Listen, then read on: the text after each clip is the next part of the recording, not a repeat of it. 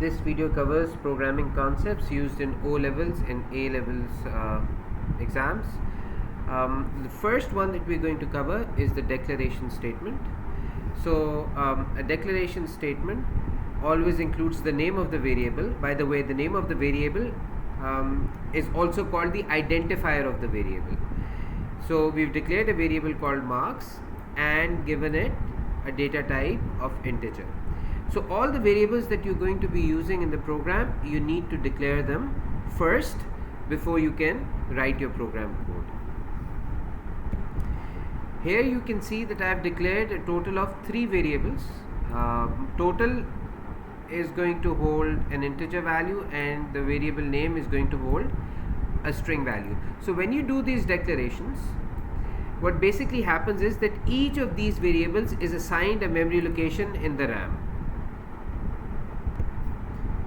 So whatever values later on are going to be input into these variables are basically going to be stored at these memory locations. Now these are simple variables. We can also declare arrays. The declaration of arrays is somewhat different because we should know that arrays can have multiple elements. So in this case, in this declaration, we can see that the name or the identifier of this array is y, and the starting boundary of the array is 1, or the lower boundary of the array is 1, and the upper boundary of the array is 3. Basically this means that the first element in this array is going to be element number 1, and the last element in this array is going to be element number 3. And then we've also specified what type of data is going to be stored in this array.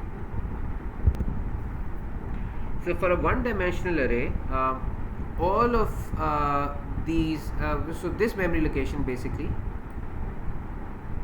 on the right hand side has been allocated for the array called y.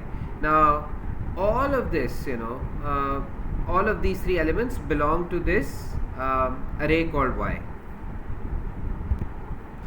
Just a quick reminder, y is the identifier of the array, 1 is the starting element of the array, right, or the lower boundary of the array, and 3 is the upper boundary of the array or the third element of the array. So this array starts with element number 1 and it stops at element number 3, as we can see on the right hand side where the memory has been allocated.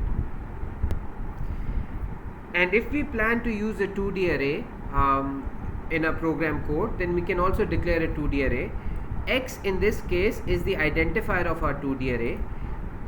This 1, 2, 3 is basically telling us how many rows we have.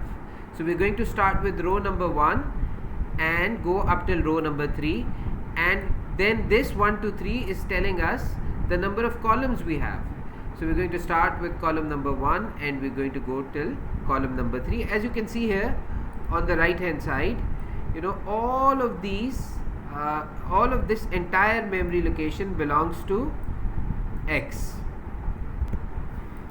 And we've also specified in our declaration that this array is going to hold integer values. So each element in this array, each element is going to hold an integer value. We have a total of 9 elements, as you can see, and each of these elements is going to hold an integer value.